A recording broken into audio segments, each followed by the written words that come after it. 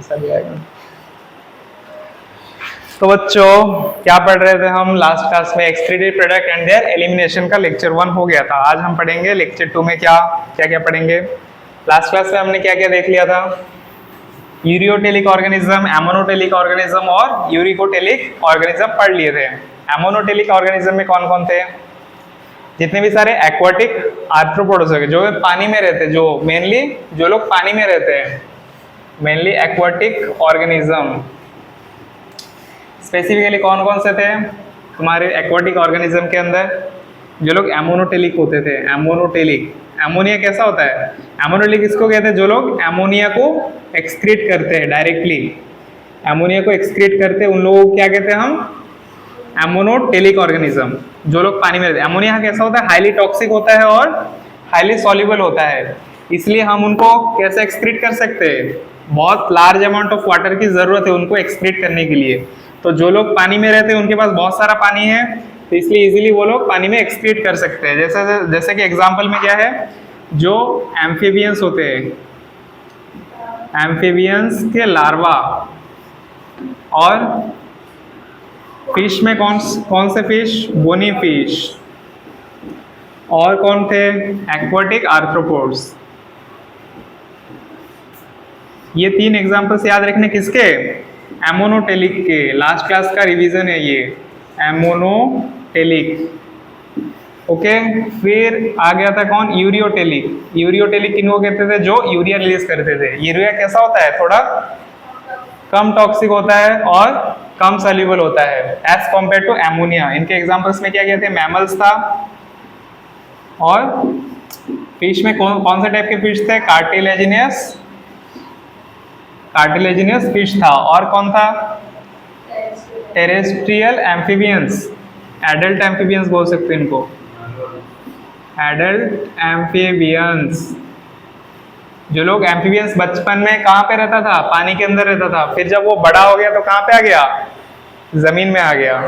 और लास्ट में कौन था? यूरियोटेलिक के बाद यूरिकोटेलिक। यूरिकोटेलिक किसको कहते थे? जो यूरिक एसिड रिलीज करते थे। यूरिक एसिड कैसा होता था? सेमी सॉलिड रहता था,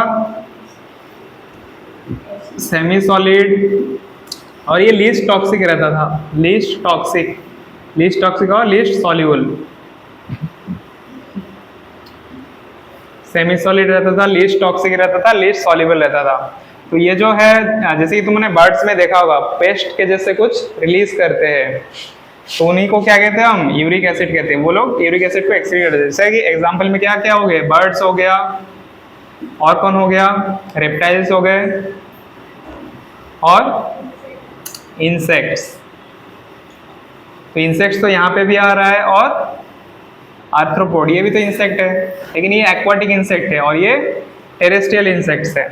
ओके, चलो लास्ट क्लास में ये तुम्हारे different type of organism.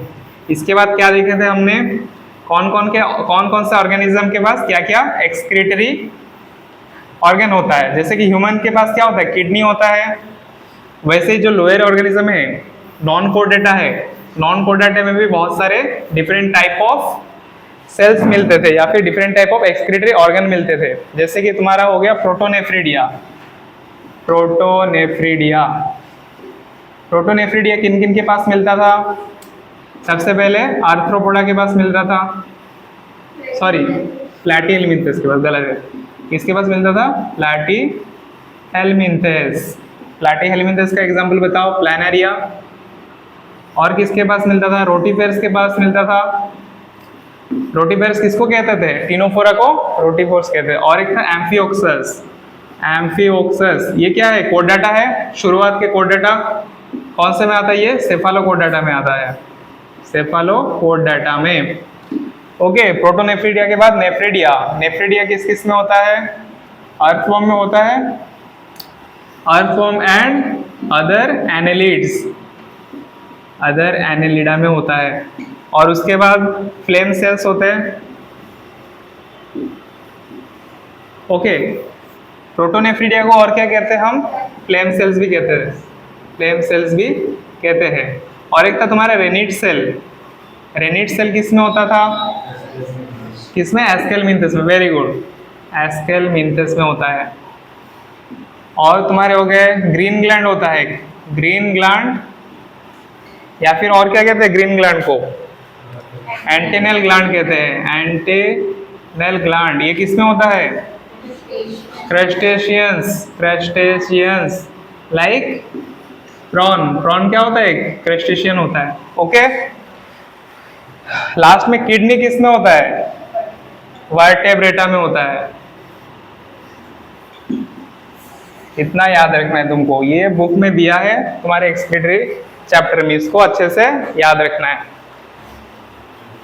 Okay, इसके बाद हमने ह्यूमन किडनी पढ़ा था। ह्यूमन किडनी का लेंथ बताओ कितना होता है? 10 to 12 सेंटीमीटर होता है। ब्रेथ कितना होता है? 5 to 7 सेंटीमीटर। और थिकनेस कितना होता है? 2 to 3 सेंटीमीटर। वेट कितना होता है? 120 से 170 ग्राम की मिलीग्राम? ग्राम, वेरी गुड। इसके बाद क्या पढ़े थे हमने? किडनी के डिफरेंट पार्ट्स पढ़े थे। किडनी को जो कवर करता है उसको क्या कहते हैं हम? फाइब्रस टिश्यू कवर करता है किडनी को। जैसे कि मान लो ये किडनी है तुम्हारा, किसका किडनी है ये इतना बड़ा? तुम में से किसका किडनी है ये? चलो ये वॉलेंटियर आ गया, देखो विजय का किडनी है। ओके, तो जैसे कि किडनी बेचते लोग, बेचते हैं तो कितना रुपए मिलता है? 2-3 लाख मिलता है। लेकिन तेरा किडनी तो बहुत बड़ा है, कितना रुपए मिलना चाहिए तेरे को? 2 करोड़। वाह यार, इसका किडनी का प्राइस ले दिया इसने 2 करोड़। ये बता दे, ठीक है तूने बता दिया कि 2 करोड़ होती है, इसमें कितने नेफ्रॉन होता है ये बता? 2 मिलियन नेफ्रॉन रहता है कि 1 मिलियन? 2 मिलियन रहता है, गलत। 1 मिलियन नेफ्रॉन रहता है एक किडनी में। अगर 2 किडनी को मिला दे तो कितने हो जाएंगे? 2 मिलियन। 1 मिलियन का मतलब क्या है? 10 लैक्स। लैक्स स्पेलिंग सही है क्या? LAKH होता है कि CKH होता है? LAKH, lack. 10 लैक्स क्या होता है इसमें? नेफ्रॉन होता है। नेफ्रॉन जैसे कि हमारा बॉडी सेल से बना होता है, वैसे किडनी किससे बना होता है? नेफ्रॉन से बना रहता है। हो गया इतना। इसके बाद क्या पढ़ना है? इसके अंदर के स्ट्रक्चर्स देखो, इसके अंदर के स्ट्रक्चर्स को देखो। बाहर के पार्ट को हम क्या कहते हैं? बाहर का जो पार्ट है उसको हम क्या कहेंगे? क्या कहेंगे बाहर के पार्ट्स को? कॉर्टेक्स। और अंदर के पार्ट्स को मेड्यूला। ओके, डायग्राम थोड़ा गंदा है, चलेगा। ये बाहर का पार्ट जो है, बाहर का जो यहाँ पे दिख रहा है, इसको हम क्या कहेंगे? कॉर्टेक्स कहेंगे। और अंदर के पार्ट्स को क्या कहेंगे? Medullary pyramids. क्या कहेंगे इसको? Medullary pyramids. ओके, और फिर ये जो स्पेस दिख रहा है तुमको फनेल शेप का, यहाँ पे फनेल शेप का जो स्पेस दिख रहा है, फनेल देखे सबने? फनेल किसको कहते हैं? जिससे केरोसिन डालते हैं ना, ऐसे करके होता है, फिर यहाँ से केरोसिन डालते हैं। ओके, तो ये भी कुछ फनेल जैसा दिख रहा है। इधर से देखो, इसको अगर सीधा मतलब ऐसे करके मैं पलटा दूँ तो कैसा दिखेगा? फनेल जैसा दिखेगा। इसको हम क्या कहेंगे? Renal pelvis. Renal pelvis. Okay, और यहाँ पे देखो एक नोच आ गया, यहाँ पे अंदर की तरफ डीप हो गया। ये जो नोच है इसको हम क्या कहेंगे?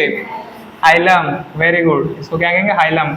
फिर यहाँ से एक पाइप निकलेगा, जो पाइप क्या करेगा? यहाँ से जो यूरिन फॉर्मेशन होगा, यूरिन को कैरी करके कहाँ पे ले जाएगा? कहाँ पे ले जाएगा? यूरिनरी ब्लैडर के पास ले जाएगा। इसको हम क्या कहेंगे? यूरेटर कहेंगे। यूरेटर समझ में आ गया? अब देखो यहाँ पे क्या होता है? बहुत सारे नेफ्रॉन होते हैं। तुम्हारे बुक में देखो ऐसे ऐसे करके दिया है, यहाँ पे इसके अंदर ऐसे ऐसे करके बहुत सारे लाइंस बने हुए हैं। मेडुलरी पिरामिड्स के अंदर ऐसे ऐसे करके लाइंस बने हुए हैं। इसको हम क्या कहेंगे? ये क्या है? ऐसे लाइंस क्यों बने हुए हैं? क्योंकि यहाँ पे पाइप जैसा ट्यूबुलर स्ट्रक्चर से, इसके अंदर ट्यूबुलर स्ट्रक्चर से, जिसको हम कलेक्टिंग डक्ट कहते हैं। कलेक्टिंग डक्ट कहते हैं। अब इसको और डिटेल में देखेंगे, और डीपली देखेंगे, देखो कैसा होता है। ये बस लास्ट क्लास का रिवीजन कर रहे हैं हम, अभी तक पढ़ाना शुरू नहीं हुआ है इस क्लास का। ओके,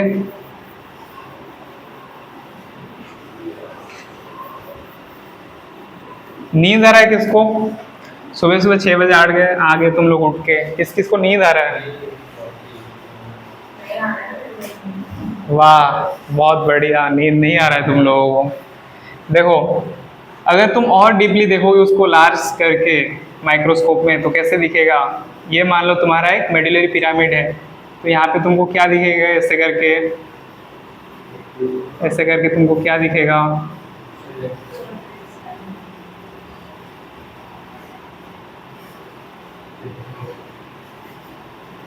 ये तुम्हारा हो गया नेफ्रॉन।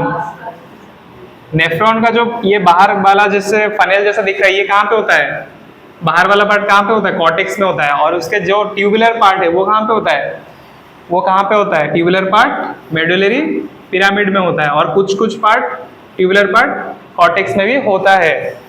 तो ऐसे बहुत सारे नेफ्रॉन हो गए, यहाँ पे भी एक नेफ्रॉन होगा ऐसे करके मान लो, जिसके मान लो इधर ऑपोजिट साइड में जा रहे हैं, जाके यहाँ पे और एक कलेक्टिंग डक्ट में खुल रहा है। तो ऐसे बहुत सारे नेफ्रॉन होंगे और बहुत सारे कलेक्टिंग डक्ट होंगे। तो ये जो यहाँ पे नेफ्रॉन जाके जहाँ पे जुड़ रहा है, एंड जहाँ पे हो रहा है, इसको हम क्या कहते हैं, कलेक्टिंग डक्ट कहते हैं। तो ऐसे बहुत सारे कलेक्टिंग डक्ट होंगे इसके अंदर। ओके, तो ये जो कलेक्टिंग डक्ट है ये आपस में जाके एक जगह पे ओपन होता है, ऐसे बहुत सारे कलेक्टिंग डक्ट आके एक जगह पे ओपन होता है। देखो यहाँ पे इस कलेक्टिंग डक्ट यहाँ पे ओपन हुआ है, इस कलेक्टिंग डक्ट यहाँ पे ओपन हुआ है। तो ये जो ओपनिंग पॉइंट है इसको हम क्या कहते हैं, माइनर कैलिक्स कहते हैं। क्या कहते हैं इसको, माइनर कैलिक्स। और यहाँ पे बहुत सारे नेफ्रॉन जब आपस में मिलके बड़ा सा पाइप बनाते हैं और यहाँ पे जाके ओपन होता है, मेडुलरी पिरामिड्स के इनर एंड में जब एंटर होता है तो इसको हम कहते हैं मेजर कैलिक्स। इतना तक समझ में आया था, इतना तक पढ़े थे लास्ट क्लास में हम। अब इसके अगला पार्ट पढ़ते, देखो इसके बाद क्या है।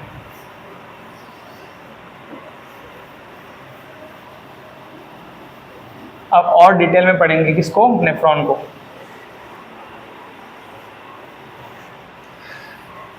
Structure of nephron.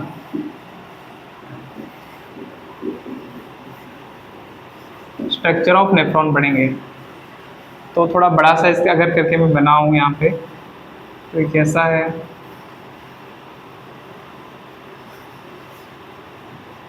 नीचे तो नहीं दिखेगा, काम करते थोड़ा ऊपर से बनाते हैं।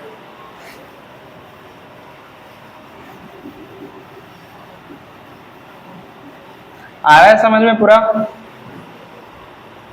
Very good.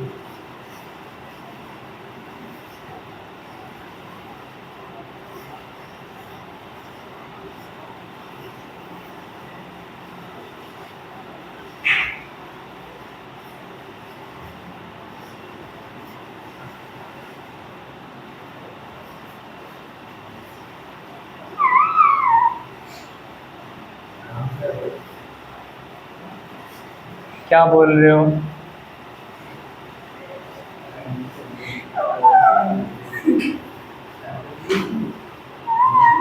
ऐसा आवाज कौन प्रोड्यूस करता है बताओ, तुम में से?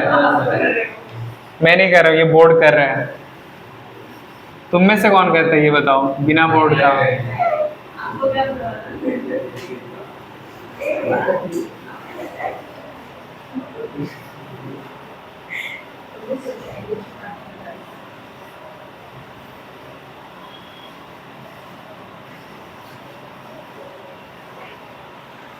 अब देखो, ये जो तुम्हें जो यहाँ पे कुछ कप जैसा स्ट्रक्चर दिख रहा है, ये कप जैसा दिख रहा है, इसको हम क्या कहेंगे, बोमेन कैप्सूल।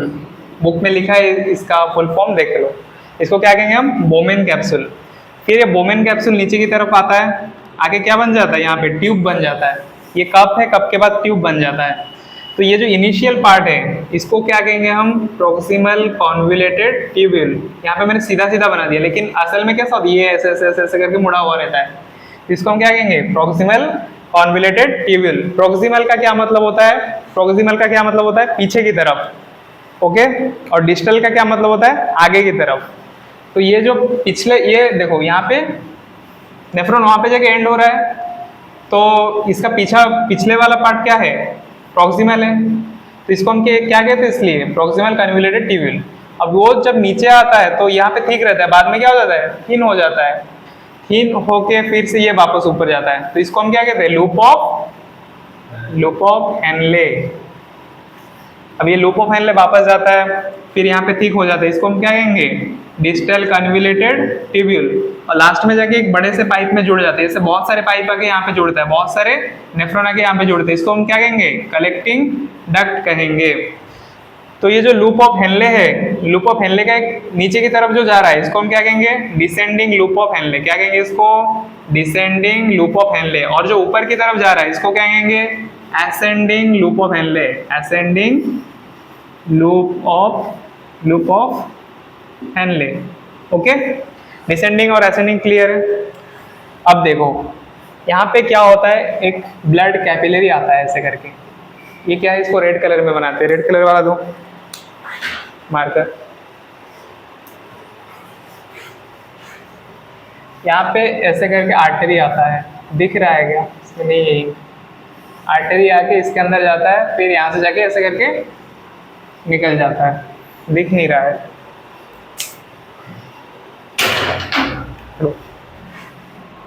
इसी में कर देते हैं। इसको ऑब्जर्व करके बता तुम्हें क्या दिख रहा है? कुछ सा क्या दिख रहा है? अच्छा, ये आ रहा है, ये जा रहा है, लेकिन जो आ रहा है वो थोड़ा थिक दिख रहा है और जो जा रहा है वो थोड़ा थिन दिख रहा है। तो ऐसा क्यों है, इसको पढ़ेंगे डिटेल में।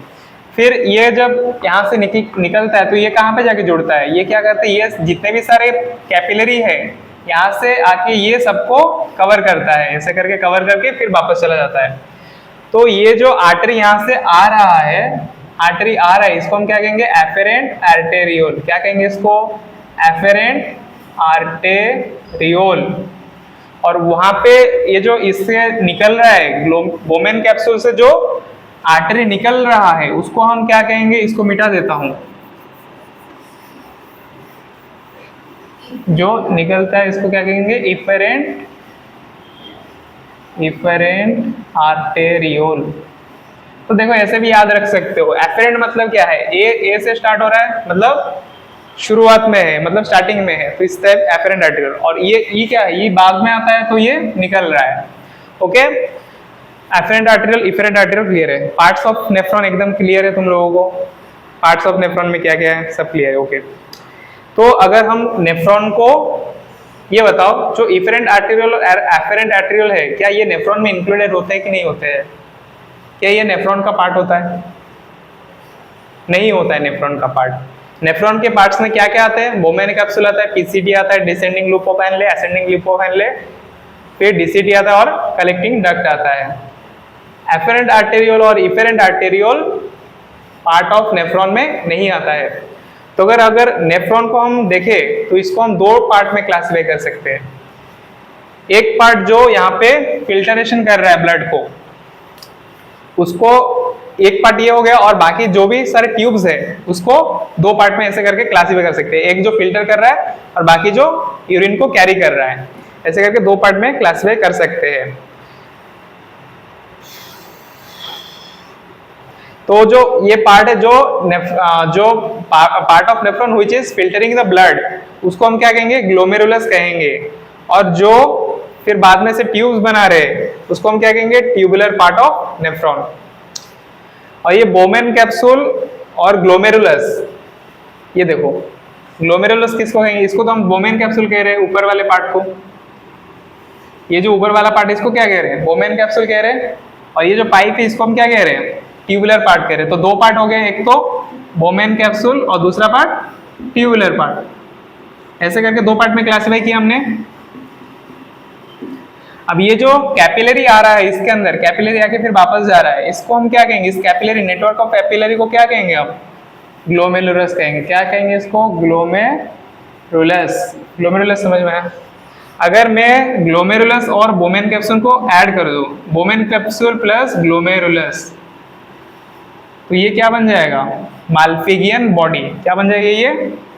माल्फिगियन बॉडी। माल्फिगियन बॉडी। और क्या कह सकते हैं इसको? Renal corpuscle. Renal corpuscle. इतना समझ में आया? क्लियरली आया घनिष्ठा? ओके, ये बताओ माल्फिगियन बॉडी किसको कहते हैं?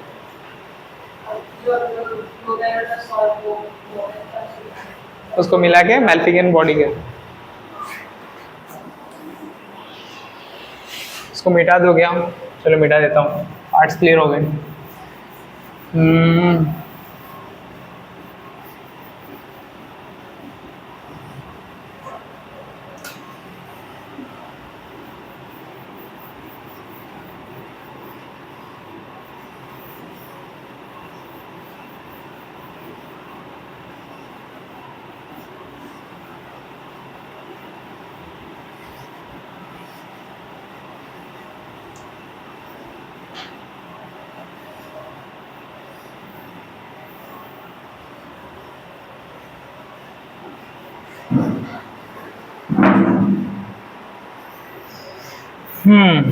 अब इसको अगर देखें हम, एक कॉर्टेक्स होता है और एक मेडुला होता है, ये दो पार्ट हमने देखे थे किडनी का। तो ये जो तुम्हारा नेफ्रॉन है, नेफ्रॉन का कौन कौन सा पार्ट कॉर्टेक्स में होता है और कौन कौन सा पार्ट बाहर होता है, सॉरी अंदर की तरफ होता है?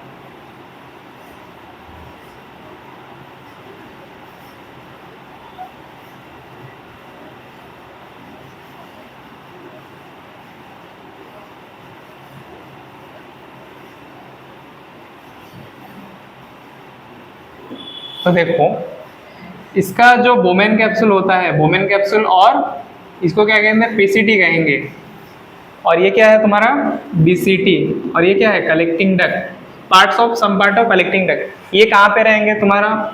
कॉर्टेक्स में रहेंगे। कहाँ पे? कॉर्टेक्स में।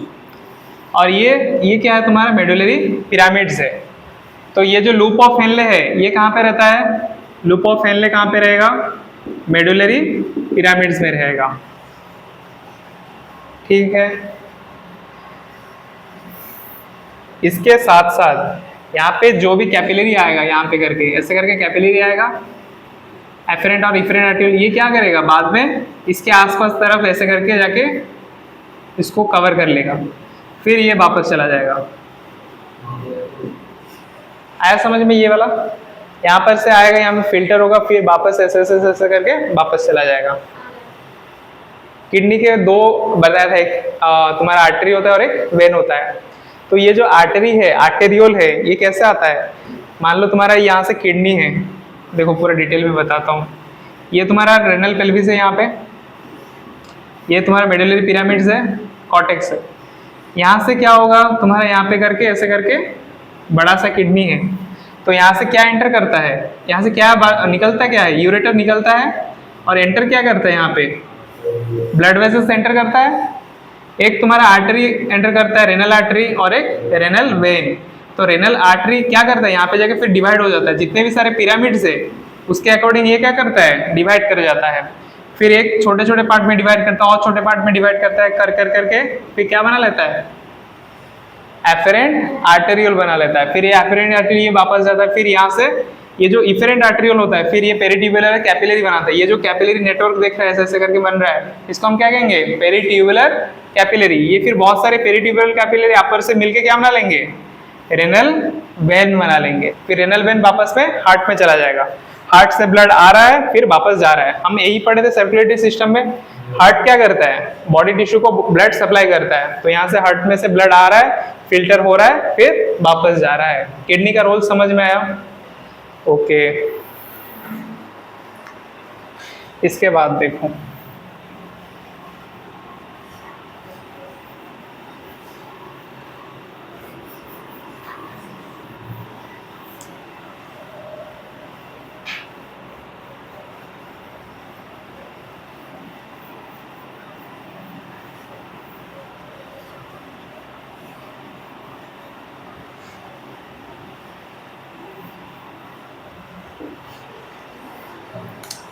अब जो माल्फिगियन बॉडी उसको डिटेल में देखते हैं। माल्फिगियन बॉडी किसको कहते हैं हम, माल्फिगियन बॉडी, या फिर और क्या कह सकते हैं इसको, रेनल कार्पसेल भी कह सकते हैं,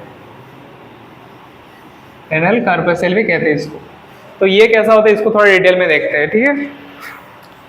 एक यहाँ पे तुम्हारा आ गया एफरेंट आर्टेरियल, फिर ये जाएगा अंदर की तरफ जाके थीन हो जाएगा, थीन होके वापस चला जाएगा। और इसको क्या कौन कवर करेगा, यहाँ पे ऐसे करके बोमेन कैप्सूल कवर करेगा। ये हो गया तुम्हारा एफरेंट आर्टेरियल, और ये है तुम्हारा इफरेंट आर्टेरियल, और ये क्या है, बोमेन कैप्सूल। तो जब ब्लड आता है यहाँ पे एफरेंट आर्टेरियल से आता है, देखो यहाँ से ब्लड को आने के लिए बहुत सारा मतलब स्पेस है, मतलब इसका लुमेन भी बड़ा है साइज में, तो यहाँ पे बहुत सारा ब्लड आ जाएगा, लेकिन वापस जाने के लिए रास्ता छोटा है। तो यहाँ पे क्या प्रेशर क्या क्या क्रिएट होगा, प्रेशर क्रिएट होगा यहाँ पे, क्योंकि जा नहीं पा रहा है ब्लड, तो यहाँ पे रुक जाएगा ब्लड, रुक के क्या करेगा, प्रेशर डालेगा। अगर यहाँ पे प्रेशर होगा तो क्या कर जाएगा, यहाँ से ब्लड फिल्टर कर जाएगा, ब्लड यहाँ से यहाँ पे आ जाएगा, फिर यहाँ से इस कैप्सूल के अंदर आ जाएगा। तो ब्लड जब फिल्टर होता है, फिल्टर होने के लिए 3 लेयर को क्रॉस करना पड़ता है। जैसे हवा को, जैसे एयर को हम जब लेते हैं, एयर को इंजेस्ट करते हैं, इनहेल करते हैं, तो उसको भी 3 लेयर क्रॉस करना पड़ता है। कौन कौन से लेयर होता है, याद करो, कौन कौन से लेयर होता है।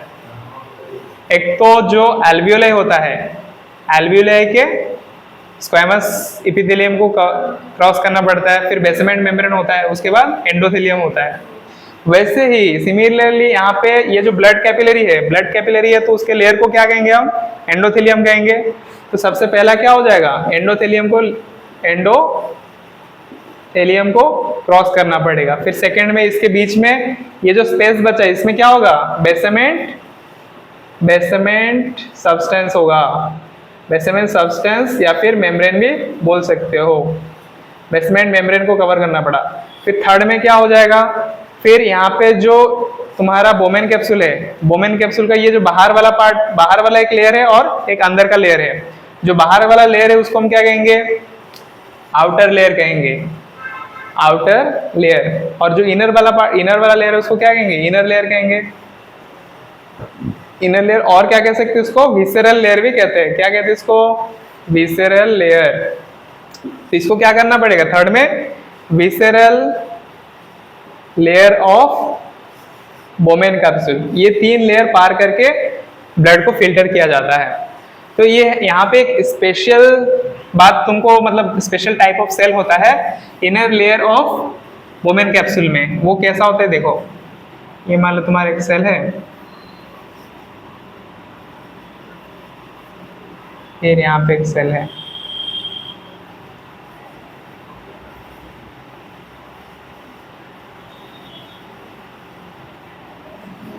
टी शेप के दिख रहा है, ये सेल टी शेप का दिख रहा है। इसका नाम क्या होता है, पोडोसाइट। पोडोसाइट सेल्स कहाँ पे होता है, ये inner membrane of Bowman capsule. तो ये दोनों यहाँ पे कुछ स्लिट बना रहा है ऐसे करके, आपस में चिपक के, यहाँ पे फिर और एक होगा, ये भी क्या करेगा, यहाँ पे ऐसे करके स्लिट बनाएगा। ये भी एक स्लिट बन गया, ये भी स्लिट बन गया। तो यहाँ पे तुमको क्या देखने को मिल रहा है, ऐसे बहुत सारे सेल अगर आपस में मिल जाएंगे तो यहाँ पे फिल्टर होगा, ब्लड फिल्ट्रेशन स्लिट बन जाएगा। तो जो जो ब्लड के कंपोनेंट्स इसको पार कर सकते हैं वो लोग कहाँ पे आ जाएंगे, बोमेन कैप्सूल के स्पेस के अंदर आ जाएंगे। और जो जो लोग नहीं कर सकते वो कहाँ पे रह जाएंगे, ब्लड में ही रह जाएंगे। तो जैसे कि आरबीसी हो गया, आरबीसी का साइज बड़ा होता है, प्लेटलेट्स, आरबीसी और डब्ल्यूबीसी, ये सब सेल्स होते हैं। तो ये जो सेल है, मान लो ये सेल का साइज का और एक कोई आ जाए, तो ये यहाँ पे से क्रॉस कर सकता है, नहीं कर सकता है। तो इसलिए क्या होगा, जितने भी सारे सेल्स हो गए, ब्लड के सेल्स हो, वो लोग ये क्रॉस नहीं कर सकते हैं। लेकिन जो तुम्हारा कैल्शियम हो गया, मैग्नीशियम, आयंस होते हैं, आयंस बहुत छोटे होते हैं साइज में, तो ये क्या करते हैं, इजीली इससे क्रॉस कर जाते हैं और फिल्टर होके फिल्ट्रेट बनाते हैं। तो ब्लड यहाँ से आके यहाँ पे क्या प्रोड्यूस करता है, फिल्ट्रेट प्रोड्यूस करता है। और बाकी जो ब्लड का जो बच जाता है वो कहाँ पे चला जाता है, फिर वापस चला जाता है, किसके पास चला जाता है, हार्ट के पास। तो यहाँ पे क्या हो रहा है, मेन फंक्शन क्या है, माल्पीगियन बॉडी का मेन फंक्शन क्या है, फिल्ट्रेशन ऑफ ब्लड। तो क्या बन रहा है, फिल्ट्रेशन होके फिल्ट्रेट बन रहा है। आया समझ में इतना। एफेरेंट आर्टेरियोल थिक होता है और इफेरेंट आर्टेरियोल थिन होता है। अच्छा, ये तो हो गया तुम्हारा इनर लेयर। इनर लेयर किससे बना रहता है, inner layer of Bowman capsule किससे बना रहता है, पोडोसाइट सेल से। वैसे ही आउटर लेयर किससे बना रहता है, यहाँ पे जो आउटर लेयर है ये किससे बना रहता है, आउटर लेयर बना रहता है स्क्वैमस एपिथेलियल सेल से। Squamous epithelial cell, squamous epithelial cell कैसा होगा, स्क्वैमस शेप का होगा, बहुत ही थिन होगा, ऐसे करके न्यूक्लियस होगा। इतना क्लियर है? मिटा दो इसको। ओके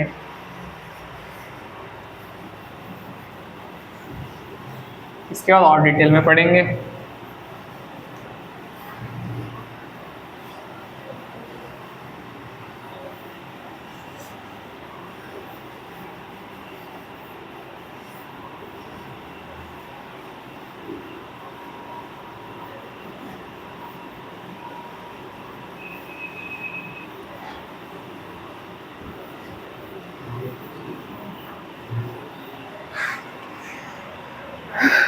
अब क्या क्या पार्ट्स देखे हमने। एक तुम्हारे पीसीटी देखा है, पीसीटी के बाद लूप ऑफ हेनले होता है, उसके बाद बीसीटी होता है और लास्ट में कलेक्टिंग डक्ट होता है। फिर लूप ऑफ हेनले का भी दो पार्ट होता है, एक असेंडिंग और एक डिसेंडिंग। ये कौन सा पार्ट पढ़ रहे थे? ट्यूबुलर पार्ट्स पढ़ रहे हैं। तो पीसीटी का क्या होता है मेनली, ये किस कौन सा सेल से बना रहता है? PCT simple squamous cell, simple squamous epithelial cell. उसके बाद असेंडिंग लूप ऑफ हेनले किससे बना रहता है? असेंडिंग लूप ऑफ हेनले कैसा होता है? थिक होता है कि थिन होता है? लूप ऑफ हेनले को हम ऐसे नहीं क्लासीफाई करके ऐसे कर सकते, देखो ऐसे करके आता है लूप ऑफ हेनले। पहले यहां से थिक रहता है, जो थिक पार्ट होता है उसको हम क्या कहेंगे? पीसीटी कहते हैं। फिर वो थिन हो जाता है, फिर ऐसे करके वापस चला जाता है ऊपर की तरफ, फिर यहाँ पे जाके फिर से थिक हो जाता है, फिर ये तुम्हारा डीसीडी बन जाता है, डिजिटल कॉन्वोल्यूटेड ट्यूब्यूल। तो यहाँ पे देखो, अगर मैंने यहाँ से देखा, यहाँ से स्टार्ट किया लूप ऑफ हेनले को देखना, तो ये क्या कैसा है? ये थिन है, फिर ये वापस जाके यहाँ पे कैसा हो गया? थिन थिक हो गया। तो ये जो थिक पार्ट है ये किस में आएगा? ये तुम्हारा डीसीटी में आएगा कि तुम्हारा ascending limb of loop of Henle में आएगा? डीसीटी में आएगा। तो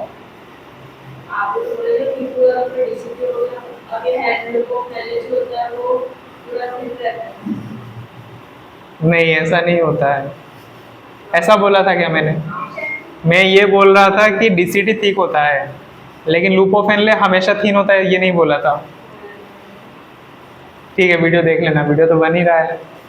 ओके चलो, अब देखो यहाँ पे जो असेंडिंग लूप ऑफ हेनले है इसको क्या कहेंगे? असेंडिंग कहेंगे, इसको डिसेंडिंग कहेंगे। तो डिसेंडिंग लूप ऑफ हेनले कैसा होता है?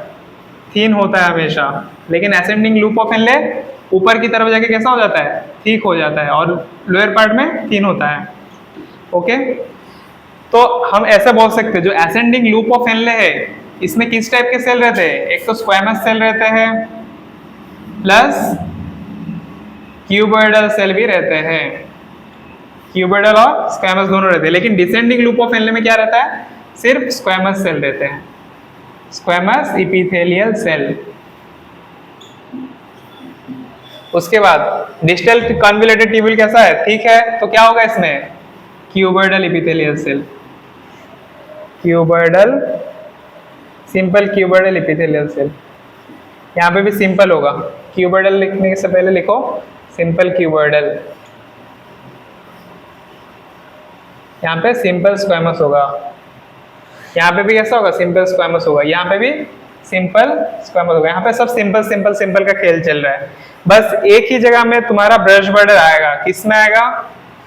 ब्रश बॉर्डर, अच्छा पीसीटी का लिख दिया गया मैंने, ये बोमेन कैप्सूल है, सॉरी। बोमेन कैप्सूल का कैसा रहता है? जो थिक है उसमें क्यूबॉइडल होगा, जो थिन है उसमें स्क्वैमस होगा। क्यों होगा ये भी बता रहा हूं, देखो जो थिन है वो स्क्वैमस, एक मिनट रुको, कौन सा क्लास है तुम्हारा?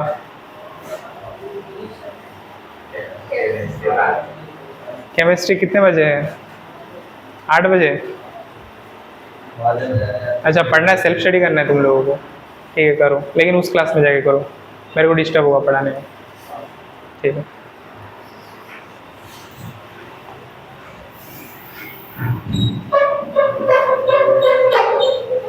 ये देखो बोमेन कैप्सूल है, बोमेन कैप्सूल थोड़ी देर हम पहले ही पढ़ रहे थे, वो कैसा होता है, सिंपल स्क्वेमस एपिथेलियल सेल से बना रहता है। फिर बोमेन कैप्सूल के बाद कौन आएगा, पीसीटी आएगा। पीसीटी में कैसा होगा, क्यूबॉइडल सेल होगा। कौन सा टाइप के, कॉलम ब्रश बॉर्डर क्यूबॉइडल।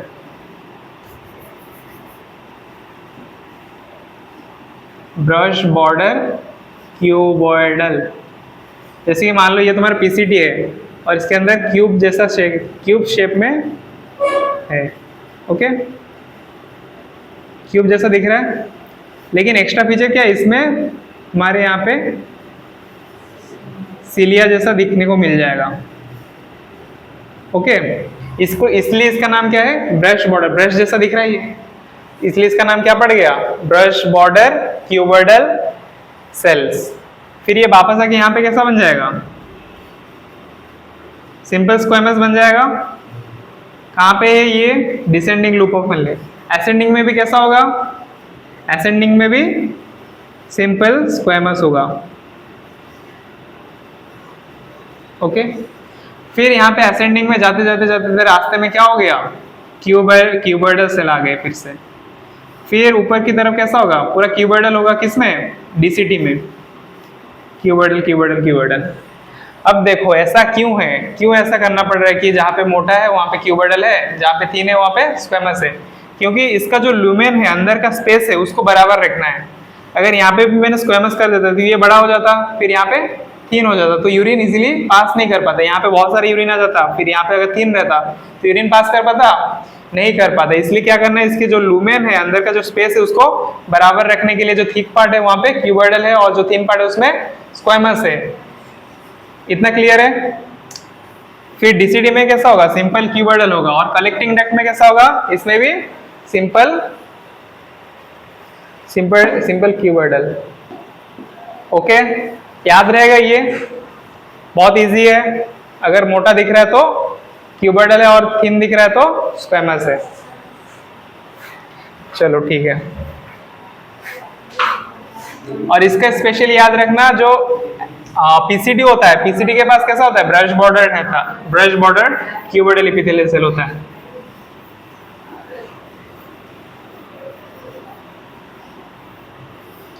हो गया, आ रहा है समझ में, ओके फाइन।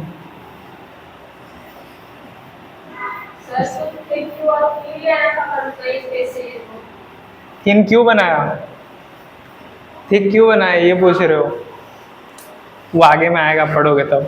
लेकिन अब तुमको थोड़ा एग्जांपल देके बताता हूँ। जैसे कि तुम जब यूरिन का फिल्ट्रेशन होता है तो उसमें बहुत सारे आयंस आ जाते हैं, जैसे कि तुम्हारा ग्लूकोज हो गया। फिर आयंस में क्या क्या है, कैल्शियम, मैग्नीशियम, क्लोरीन, सोडियम, ये सब भी आ जाता है। अब इसको क्या करना पड़ेगा, तुमको रीअब्जॉर्ब करना पड़ेगा, नहीं तो सारा निकल जाएगा। इसलिए क्या करना पड़ेगा, रीअब्जॉर्ब करना पड़ेगा। तो रीअब्जॉर्ब करके स्टोर भी तो करना है उसको। तो स्टोर करने के लिए अगर स्क्वेमस सेल होगा उसमें स्टोर कर पाओगे, बहुत ही थिन होता है स्क्वेमस सेल, नहीं कर पाओगे। इसलिए क्या चाहिए हमको, क्यूबॉइडल सेल चाहिए, जिसमें से हम उसको स्टोर कर पाएंगे। लेकिन थिन पार्ट क्यों है, थिन पार्ट से हम क्या करेंगे, वाटर को इजीली, उसमें वाटर भी होगा, वाटर को भी फिर से निकालना पड़ेगा। तो वाटर को निकालने के लिए क्या करना पड़ेगा हमको, मेम्ब्रेन थिन रहेगा तो वाटर को इजीली निकाल पाओगे। इसलिए कुछ पार्ट थिन होता है और कुछ पार्ट थिक होता है। इसके बाद देखो, एक क्वेश्चन आता है तुम्हारे नीट में, क्या आता है, एक तो यूरिन का पैथवे आता है, यूरिन का पैथवे आता है, और एक ब्लड का पैथवे आता है। कहाँ पे, किडनी के अंदर का पैथवे। तो सबसे पहले यूरिन कहाँ पे फॉर्मेशन हो रहा है, फिल्ट्रेट कहाँ पे फॉर्मेशन हो रहा है, बोमेन कैप्सूल में बन रहा है। बोमेन कैप्सूल से किसके पास जा रहा है, पीसीडी के पास जा रहा है। पीसीडी के पास से लूप ऑफ हेनले के पास जा रहा है, लूप ऑफ हेनले के पास से डीसीडी के पास जा रहा है, डीसीडी से किसके पास जा रहा है, कलेक्टिंग डक्ट के पास, डायलेटिंग डक्ट के बाद किसके पास जा रहा है, माइनर कैलिक्स के पास जा रहा है, माइनर कैलिक्स के बाद मेजर कैलिक्स के पास जा रहा है, फिर रेनल पेल्विस के पास जा रहा है, रेनल पेल्विस से यूरेटर के पास जा रहा है, यूरेटर के साथ, यूरेटर के बाद यूरिनरी ब्लैडर, यूरिनरी ब्लैडर के पास बाद यूरेथ्रा, यूरेथ्रा पे जा रहा है। वैसे ही ब्लड का क्या पाथवे, ब्लड कहाँ से आ रहा है, हार्ट से आ रहा है। हार्ट से किसके पास जा रहा है, आउटा के पास जा रहा है। आउटा पड़े हो ना, हार्ट में ऐसे करके निकलता है। आउटा के बाद किस में जा रहा है, ऐसे करके जो आउटा निकलता है यहाँ पे, वो हमारे मतलब जो पीठ की तरफ से, पीठ के पीछे के पार्ट से, रीढ़ की हड्डी है, रीढ़ की हड्डी के सामने वहां से नीचे की तरफ आता है। फिर नीचे की तरफ आके तुम्हारा ऐसे करके दो पार्ट में डिवाइड हो जाता है। ये तुम्हारा मान लो ह्यूमन बॉडी है, यहाँ पे तुम्हारा हार्ट है, तो ऐसे करके यहाँ से निकले मान लीजिए तुम्हारा हार्ट है, लेफ्ट की तरफ शिफ्ट रहता है हार्ट। ये तुम्हारा चेस्ट रीजन है मान लो, यहाँ से हार्ट ऐसे करके निकला। फिर ये हार्ट सामने की तरफ, ये जो आउटा है ना ये पीछे रहता है। तो ऐसे करके मैं डायग्राम बना सकता हूँ, ये पीछे की तरफ से होके ऐसे करके नीचे नीचे आता है। इसको थोड़ा और मोटा कर दो तो बीच में रह गई। ओके, फिर यहाँ पे आके क्या कर जाता है, दो पार्ट में डिवाइड कर जाता है, और यहाँ पे से ऐसे करके ब्रांच निकलते, इसके ब्रांच निकलते। फिर ये ब्रांच किसको सप्लाई करता है, यहाँ पे किडनी को सप्लाई करता है। तो ये जो पार्ट किडनी को सप्लाई करता है, ये किसका पार्ट होता है, इसको हम क्या कहेंगे, रेनल आर्टरी कहेंगे। और ये जो मेन है, मेन पार्ट है, इसको हम क्या कहेंगे, एब्डोमिनल एओर्टा। क्या कहेंगे इसको, एब्डोमिनल एओर्टा। ये इंपॉर्टेंट नहीं है, ये इंपॉर्टेंट है, रेनल आर्टरी कहेंगे। अब रेनल आर्टरी से कहाँ पे जाएगा, हार्ट आउटा से कहाँ पे जाएगा, एब्डोमिनल आउटा के पास जाएगा। एब्डोमिनल आउटा से रेनल आर्टरी के पास जाएगा। रेनल आर्टरी जब छोटा अंदर जाके फिर क्या करेगा, डिवाइड करेगा। उसको हम क्या कहेंगे, जो छोटे छोटे पार्ट्स होंगे उसको क्या कहेंगे हम, efferent arteriole. Efferent arteriole. Efferent arteriole के बाद किसके पास जाएगा, ग्लोमेरुलस में जाएगा। ग्लोमेरुलस को भूल गए यार तुम लोग। ग्लोमेरुलस के बाद इफेरेंट आर्टेरियोल के पास जाएगा। इफेरेंट आर्टेरियोल के बाद peritubular capillary, peritubular, peritubular, peritubular capillary किसको कहते हैं, जो ट्यूबुलर पार्ट ऑफ नेफ्रॉन के आसपास लिपटा हुआ रहता है। फिर पेरिट्यूबुलर कैपिलरी के बाद किसके पास जाएगा, रेनल वेन्यूल के पास जाएगा। Renal venule. रेनल वेन्यूल के बाद उसके बाद किसके पास जाएगा, रेनल वेन के पास जाएगा। रेनल वेन के बाद एब्डोमिनल वेन में जाएगा। एब्डोमिनल वेन, एब्डोमिनल वेन के बाद क्या बोलते हैं उसको, जो राइट एट्रियम में आके जो ब्लड को रिलीज करता है उसको क्या कहते हैं हम, वेना कावा। Ascending, okay. तुम्हारा एक सुपेरियर वेना कावा होता है, इंफेरियर वेना कावा रहता है। तो ये किस में जाएगा, inferior vena cava. Inferior vena cava के बाद हार्ट, हार्ट के पास आ गया ब्लड। अब ये वापस से यहाँ पे आ जाएगा, हार्ट में आ जाएगा। फिर ये कंटिन्यूस चलता रहता है, ऐसे कंटिन्यूस चलता रहता है, और ब्लड में से एक्सक्रीशन होता रहता है। ब्लड में जो भी वेस्ट प्रोडक्ट है उसको एक्सक्रीट करता रहता है। किसमें एक्सक्रीट करता है, बोमेन कैप्सूल में। फिर वो पेसिटी से लास्ट में कहाँ से एक्सक्रीट हो जाता है, यूरेथ्रा से बाहर चला जाता है। समझ में आया कैसा होता है, सिस्टम कैसा है। चलो बहुत बढ़िया।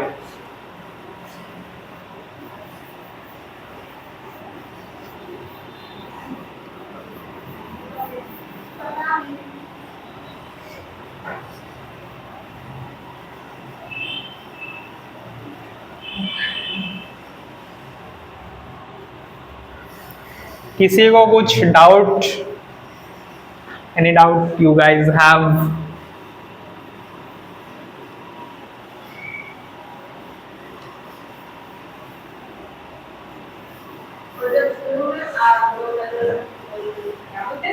ग्लोमेरुलस, उसके पास जाता है तो पूरा इधर उधर होके जाते हैं, तो निकलते टाइम कैसे क्या बनता है, वेन बनता है ना, वेन बनता है। आर्टरी आता है। हाँ, तो वेन बनके कैसे निकलता है? कैसे निकलता है वेन भर के, वाह यार बढ़िया क्वेश्चन है। कैसे आते हैं ये क्वेश्चन तुम्हारे दिमाग में। देखो, वेन किसको कहते हैं और आर्टरी किसको कहते हैं। आर्टरी उसको कहते हैं जो ऑक्सीजनेटेड ब्लड को कैरी करता है, और वेन क्या होता है, जो डीऑक्सीजनेटेड ब्लड को कैरी करता है। पल्मोनरी आर्टरी वाला होता है ना, पल्मोनरी वेन वाला होता है। पल्मोनरी वेन और पल्मोनरी आर्टरी की बात कर रहे हो ना। वहां पे भी तो सेम ही है। जो पल्मोनरी वेन है वो किस टाइप का ब्लड कैरी करता है? डीऑक्सीजनेटेड। और पल्मोनरी वेन क्या करता है? ऑक्सीजनेटेड ब्लड कैरी करता है। जो भी चीज हार्ट से निकलता है, जो भी आर्टरी वेन जो भी निकलता है हार्ट से, उसको हम क्या कहेंगे? आर्टरी कहेंगे। और जो हार्ट में आके ब्लड को छोड़ता है उसको क्या कहेंगे? वेन कहेंगे। ये बताया था सर्कुलेशन चैप्टर में? नहीं बताया था? बताया था ये। अब देखो, अगर तुम उसके और डिटेल में जाओ तो आर्टरी और वेन को हमने कैसे डिफाइन किया था? आर्टरी के पास ल्यूमेन छोटा होता है, मस्कुलरी लेयर बहुत थिक होता है, और इसके पास कैसा होता है? लुमेन बहुत बड़ा होता है, इसके पास स्पेस ज्यादा होता है। किसके पास? वेन के पास। और आर्टरी के पास लुमेन छोटा होता है और इसके मस्कुलरी लेयर कैसा होता है? बड़ा होता है, और इसका मस्कुलरी लेयर छोटा होता है। तो तुम जब फर्स्ट ईयर में जाओगे तो तुमको डिसेक्शन करके दिया जाएगा और तुम वेन को ऐसे पकड़ के देखोगे, ठीक है? तो ऐसे करके तुमको पता चलेगा कि ये वेन है कि आर्टरी है। जो वेन रहेगा उसको ऐसे ऐसे करोगे तो उसके अंदर बहुत स्पेस पता चलेगा, लेकिन जो आर्टरी है उसके अंदर बहुत कम स्पेस और वो थिक लगेगा तुम अगर पकड़ोगे उसको ऐसे करके। तो ये इवोल्यूशनरी ऐसा हो जाता है कि जैसे कि तुम किडनी के अंदर घुस रहे हो, किडनी के अंदर घुस के क्या बना रहे हो? आर्टेरियोल बना रहे हो, एफरेंट आर्टेरियोल। तो वो ऐसा ऑलरेडी बना हुआ है कि उसको उसका जो ये मतलब उसका जो स्ट्रक्चर है वो ऐसे ही बना हुआ है, इसलिए उसका नाम आर्टरी है। और फिर जब वो वापस निकलता है उसका स्ट्रक्चर उस टाइप से हो जाता है, इसलिए उसका नाम वेन है। अब आया समझ में कि नहीं आया? नहीं आया तो कोई दिक्कत नहीं है, रट लो, ठीक है? ज्यादा दिमाग मत लगाओ।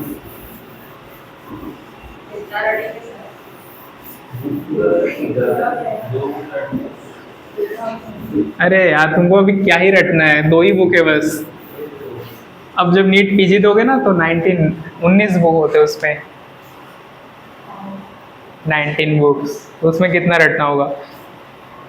Just leave it. अब देखो इधर देखो, 2 टाइप के नेफ्रॉन होते हैं। एक होता है तुम्हारा कॉर्टिकल नेफ्रॉन और एक juxtaglomerular apparatus, juxtaglomerular nephron sorry. एक होता है तुम्हारा कॉर्टिकल नेफ्रॉन,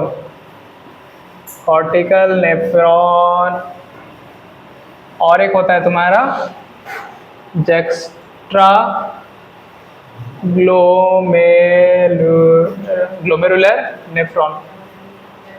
देखो दोनों में डिफरेंस क्या होता है? जो कॉर्टिकल नेफ्रॉन होता है, जैसे कि मैंने बताया था, कुछ पार्ट्स होता है नेफ्रॉन का जो बाहर रहता है और कुछ पार्ट अंदर की तरफ रहता है, कॉर्टेक्स में रहता है, और कुछ पार्ट मेडुला में रहता है। ओके, ये क्या है तुम्हारा? मेडुलरी पिरामिड है, ऐसा है। ये भी तुम्हारा एक मेडुलरी पिरामिड है, लेकिन इसमें जो नेफ्रॉन है इसका लंबा पार्ट ये अंदर की तरफ बहुत घुस जाता है ऐसे करके, फिर ये वापस आता है, फिर ये कलेक्टिंग डक्ट बनाता है और फिर ये वापस जाता है ऐसे करके कलेक्टिंग डक्ट बना के। तो इन दोनों में क्या डिफरेंस दिख रहा है तुमको? क्या डिफरेंस दिख रहा है? कि ये जो नेफ्रॉन है इसका लूप ऑफ हेनले बहुत ही छोटा है, लेकिन उसका लूप ऑफ हेनले बहुत लंबा है। तो ये से 15% of total nephron, 15% of total nephron कैसा होता है? जस्ट्रा ग्लोमेरुलर नेफ्रॉन होता है। और बाकी के कितने बचे? 85% कैसा होता है? कॉर्टिकल नेफ्रॉन होता है। कॉर्टिकल नेफ्रॉन क्यों बोलते हैं? क्योंकि इसका ज्यादातर पार्ट किस में होता है? कॉर्टेक्स में होता है, इसलिए इसका नाम क्या है? कॉर्टिकल नेफ्रॉन है। ये क्या है? मेडुला है, मेडुला है। ज्यादातर पार्ट कॉर्टेक्स में रहता है, इसलिए इसका नाम क्या है? Cortical nephron. और जस्ट्रा ग्लोमेरुलर नेफ्रॉन का मैक्सिमम पार्ट किस में होता है? मेडुलरी पिरामिड्स में होता है, इसलिए इसका नाम है जस्ट्रा ग्लोमेरुलर नेफ्रॉन। ये कितना होता है? कम होता है, ये ज्यादा होता है। और यहाँ पे और एक चीज बनता है जस्ट्रा ग्लोमेरुलर नेफ्रॉन में, जस्ट्रा ग्लोमेरुलर एपैरेटस भी बनता है। इसको भी डिटेल में पढ़ेंगे, इसका बहुत इंपॉर्टेंट रोल है। और बाद में जब तुम पढ़ोगे ना मेडिसिन, मतलब फार्मा मेडिसिन वगैरह, उसमें जो हाइपरटेंशन का दवाई है वो यहीं पे काम करता है जाके। रेनिन ब्लॉकर होता है और एक तुम्हारा एंजियोटेंसिन ब्लॉकर। ये दोनों समझ में आया? जस्ट्रा ग्लोमेरुलर नेफ्रॉन और कॉर्टिकल नेफ्रॉन।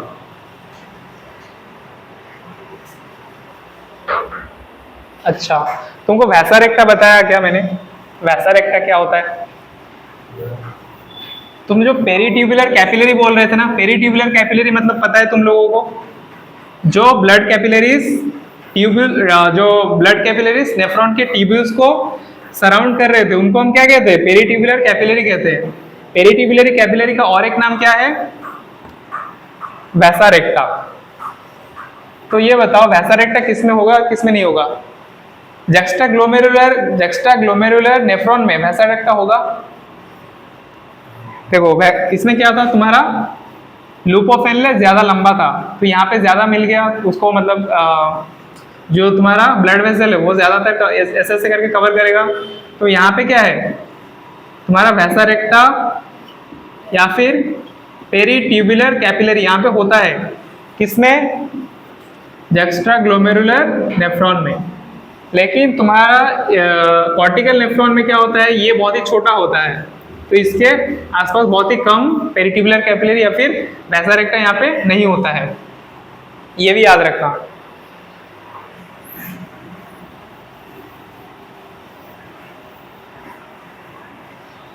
अब देखो जक्स्ट्राग्लोमेरुलर apparatus को देखेंगे।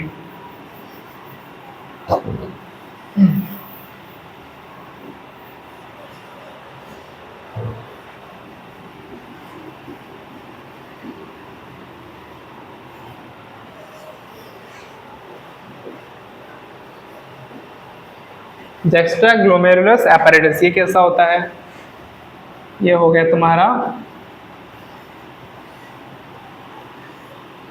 ये किस क्या दिख रहा है इसे, मतलब क्या हो सकता है ये बताओ, कोई बताओ तुम में से, ये क्या हो सकता है?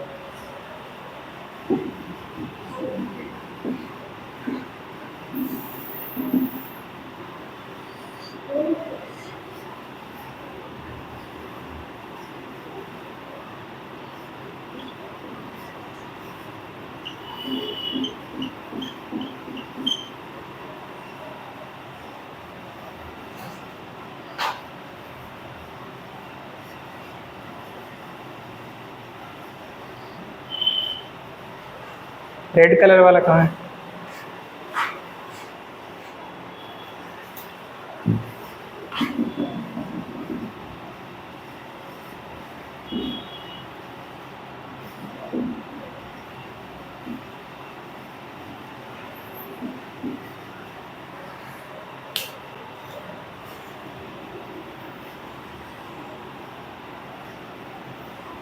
समझ में आया ये क्या है? ग्लोमेरुलस है और ये बोमेन कैप्सूल है। ये क्या है बताओ, ये क्या है? ये इंपॉर्टेंट क्वेश्चन है, क्या हो सकता है? क्या जक्स्ट्राग्लोमेरुलर apparatus? इतना बड़ा नाम इतने छोटे से पार्ट का? नहीं, इसका नाम क्या है? डिस्टल। ये क्या है? डिस्टल कन्वोल्यूटेड ट्यूब्यूल है।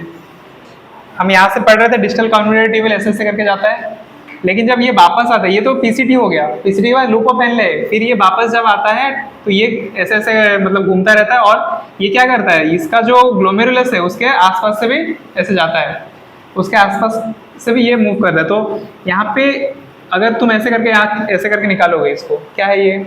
ट्यूब जैसे निकल जाएगा, पाइप होगा, उसको हम क्या कहेंगे? डिस्टल कन्वोल्यूटेड ट्यूब्यूल ही है।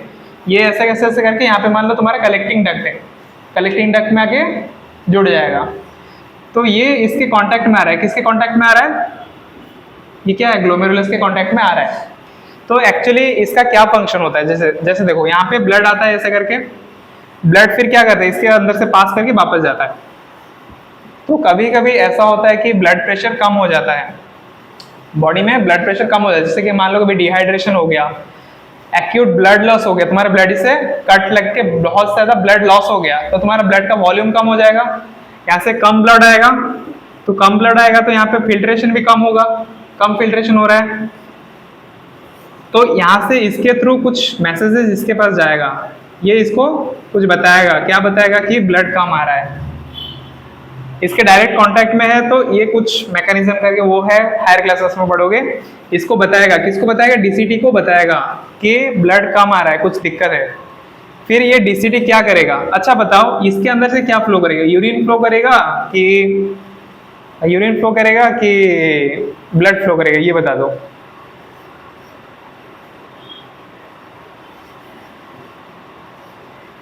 बताओ बताओ। मैंने थोड़ा उल्टा बताया, जस्ट थोड़ा सा मिस्टेक है।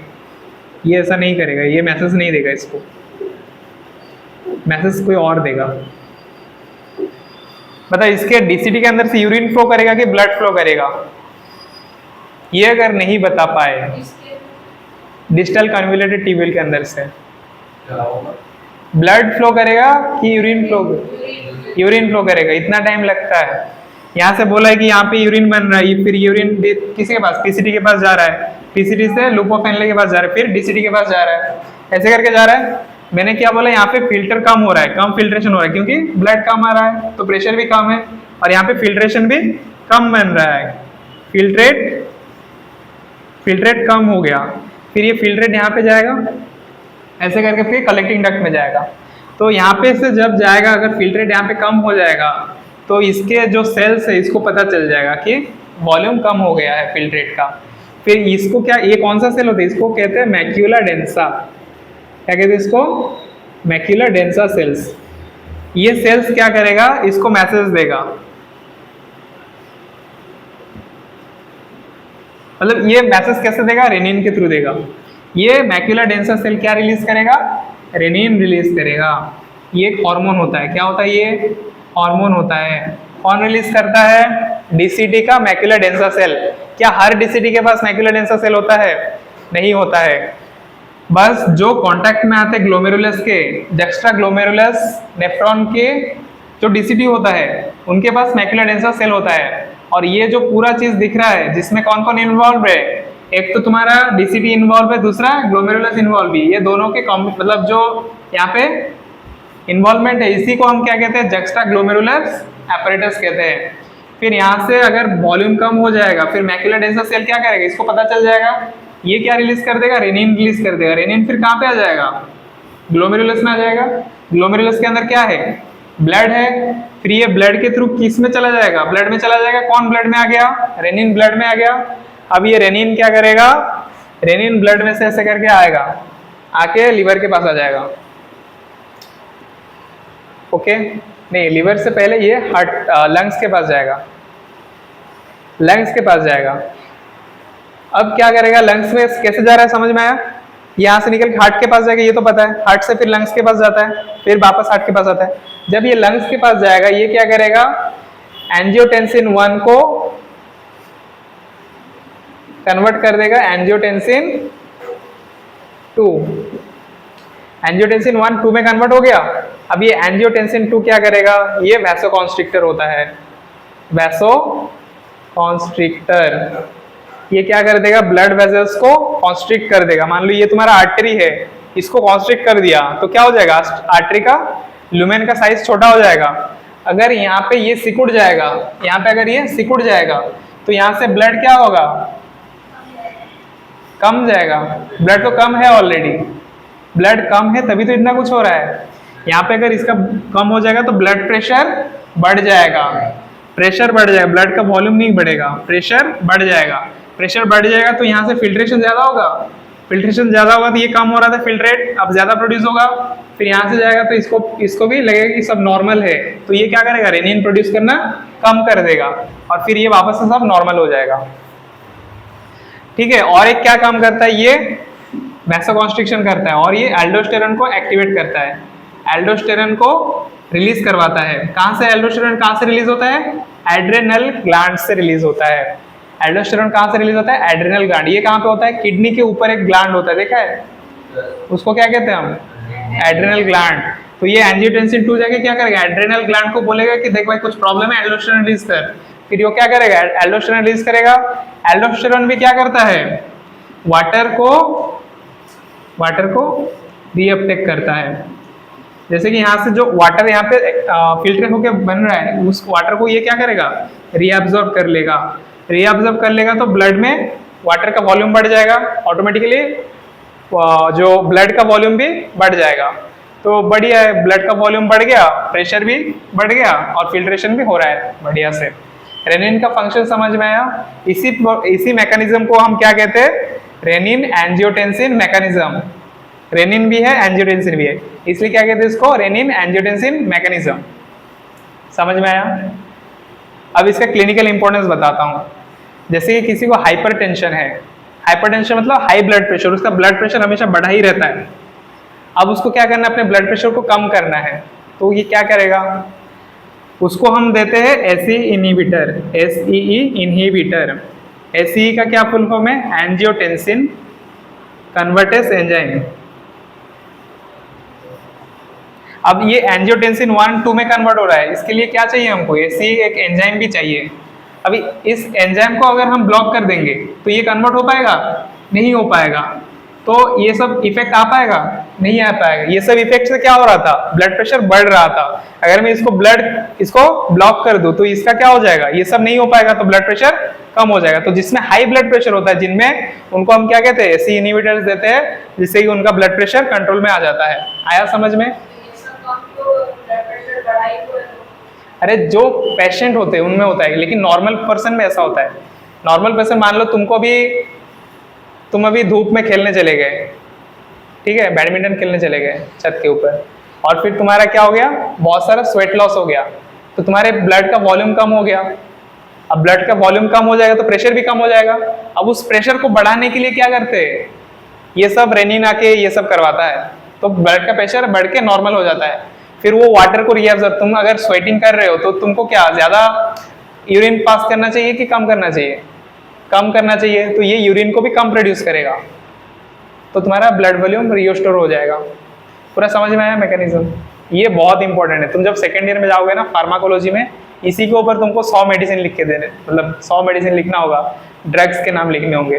जैसे कि एसई इनहिबिटर्स का नाम जैसे तुम्हारा हो गया एनालेप्रिल हो गया, फिर कैप्टोप्रिल हो गया, फिर एक होता है तुम्हारा एसई इनहिबिटर हो सकता है, और एक क्या होता है, तो तुम्हारे जो सर है ना, इनको भी एक दवा चल रहा है एसई इनहिबिटर्स का, उसका क्या नाम था, लोसर्टन था, लोसर्टन। हाँ, मैंने ही ला के दिया था।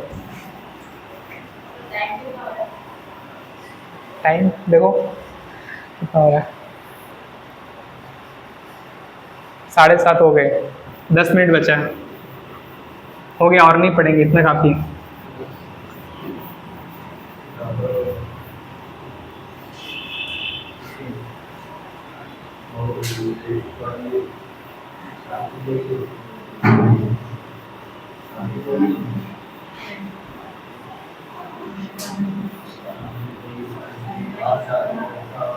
आया समझ में पूरा? वीडियो को बंद कर दो।